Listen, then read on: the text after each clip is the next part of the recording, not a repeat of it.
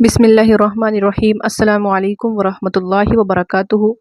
उर्दू लिखना सीखे कि इससे पहले हमने जो वीडियो पढ़ी थी, यानी लेसन जो हमने पढ़ा था इससे पहले, वो सबक नंबर 11 पढ़ा था और उसके अंदर हम लोगों ने रा का जोड़ सीखा था। आज के इस वीडियो के अंदर हम लोग ज़ा का जोड़ सीखेंगे कि ज़ा किसी हर्फ के साथ मिलेगा तो किस तरीके से लिखा जाएगा, उसके लिखने की क्या तरतीब होगी, वो सारी चीज़ें आज के इस वीडियो के अंदर हम लोग पढ़ेंगे। तो चलिए हम इसको शुरू करते हैं।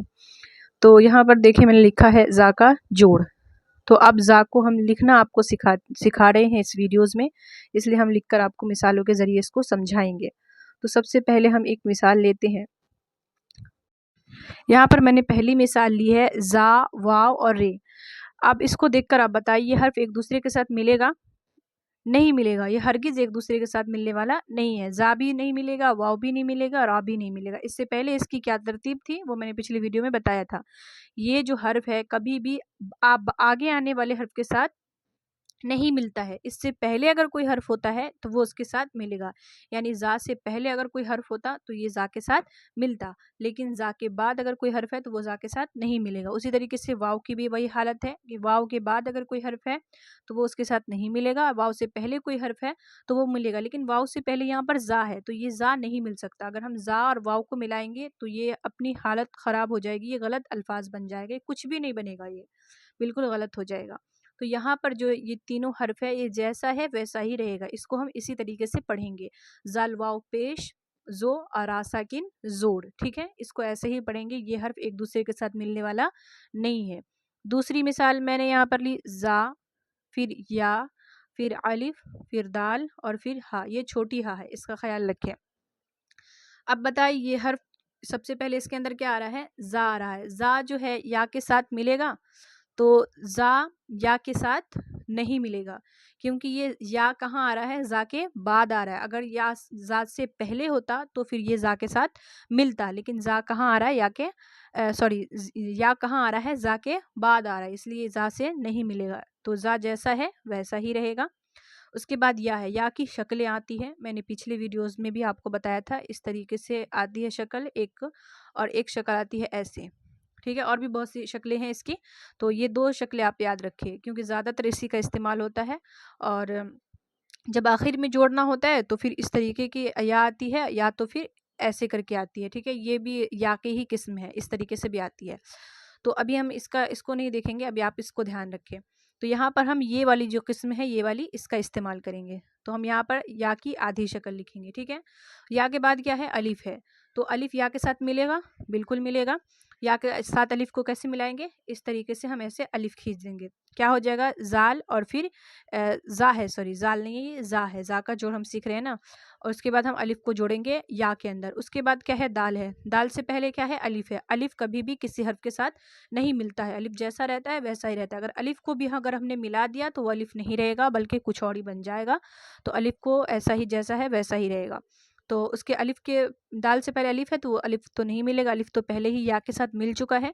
तो दाल जैसा है वैसा रहेगा, और हा भी जैसा है वैसा ही रहेगा। क्या बन जाएगा? ये ज्यादा। क्या बनेगा? ये ज्यादा बनेगा। ठीक है, और भी मिसालें मैं लेकर आपको बताती हूँ। अब हम यहाँ पर तीसरी मिसाल लेते हैं। जा है, बा है, बे है। इसको बा भी पढ़ सकते हैं, लेकिन मैंने उर्दू आपको मजहूल पढ़ाया है, इसीलिए यहाँ पर मैंने बे ही पढ़ा रही हूँ मैं। मजहूल मेरे पढ़ाने का मकसद यही था, ताकि अभी शुरुआत है तो आप पहचान कर सके कि उर्दू और अरबी ये दोनों अलग चीज़ें हैं, इसलिए मैंने उर्दू को मजहूल पढ़ाया है। लेकिन आप इसको मारूफ भी पढ़ सकते हैं, इसमें कोई हरज नहीं है, लेकिन मैंने इसको मजहूल पढ़ाया है। और कुछ जो हर्फ थे उसको मैंने मारूफ भी पढ़ाया है। ठीक है, तो इसको बा भी पढ़ सकते हैं, आप बे भी पढ़ सकते हैं। उसके बाद वाव, और उसके बाद फिर रा। क्या हो जाएगा? ज़बूर। क्या बनेगा? ये ज़बूर बनेगा। लेकिन अभी ये किस हालत में है? उर्फ़ तहज्जी की शक्ल में है। अब इसको हमें प्रॉपर अल्फाज बनाना है। सबसे पहले है ज़ा। ज़ा से पहले कोई हर्फ है? नहीं है, ज़ा जैसा था वैसा ही रहेगा।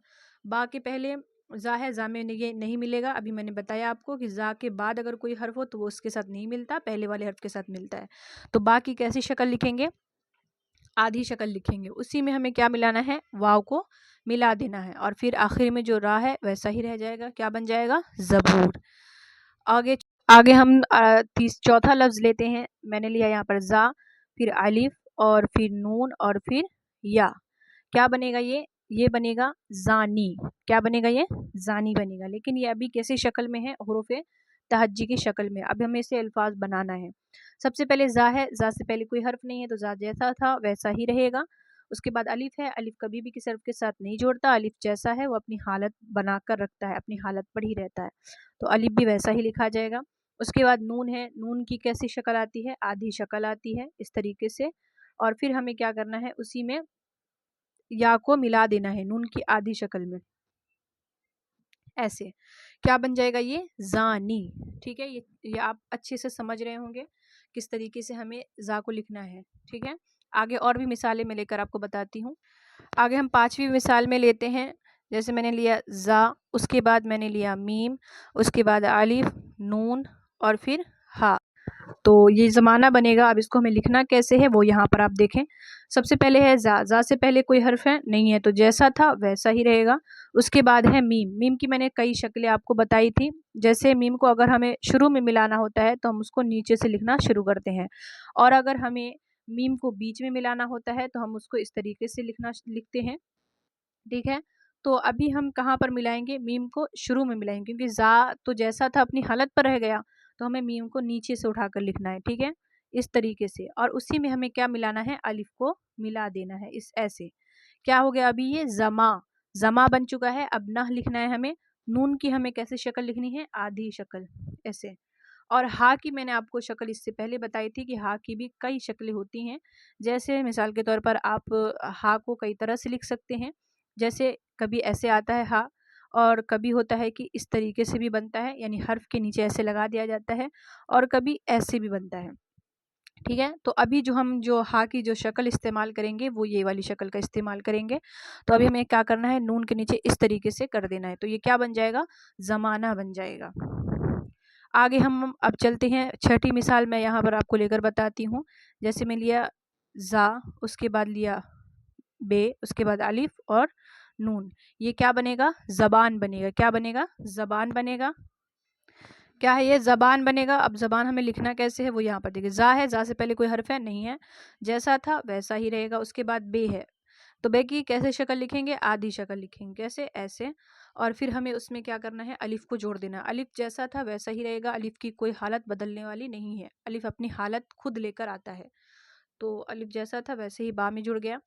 اور اس کے بعد ہمیں کیا لکھنا ہے؟ نون لکھنا ہے. نون بھی دیکھیں، نون کے نہ پہلے جو الف ہے وہ تو الف کا استعمال ہم کر چکے ہیں. اس کے بعد نون کے بعد کوئی حرف نہیں ہے، تو نون کی یہاں پر ہم آدھی شکل نہیں لکھیں گے، بلکہ نون جیسا ہے ویسا ہی گول رہے گا. اس طریقے سے کیا بن جائے گا؟ یہ زبان بن جائے گا. تو یہاں پر ہم نے زا کا جو جوڑ تھا وہ یہاں پر مکمل کر لیا.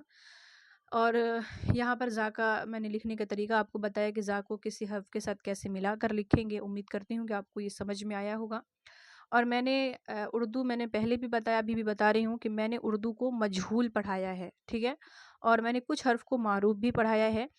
مجہول میرے پڑھانے کا مقصد بس یہی ہے. کچھ لوگوں نے کمنٹ کیا تھا کہ آپ اردو کو مجہول آپ کیوں پڑھا رہی ہیں، تو میں ان کو بتا دینا چاہتی ہوں کہ اردو میں نے مجہول اسی لیے پڑھایا تھا تاکہ اردو اور جو نورانی قاعدہ قرآن وغیرہ ہے اس میں فرق کیا جا سکے.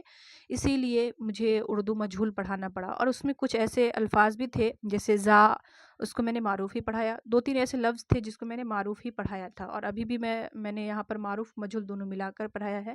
تو اس سے کوئی فرق نہیں پڑتا ہے، بس صرف پہچان کے لیے معروف اور مجہول. معروف بھی پڑھ سکتے، مجہول بھی پڑھ سکتے، اس میں کوئی دقت نہیں ہے. تو چلیے، امید ہے کہ آپ کا جو ڈاؤٹ تھا وہ کلیئر ہو گیا ہوگا. تو آج کے لیے بس اتنا ہی. امید کرتی ہوں آپ کو سبق سمجھ میں آیا ہوگا، زا کا جوڑ آپ سمجھ پائے ہوں گے. تو ملیں گے اگلے سبق میں. تب تک اپنا خیال رکھیے گا، دعا میں یاد رکھیے گا. اللہ حافظ.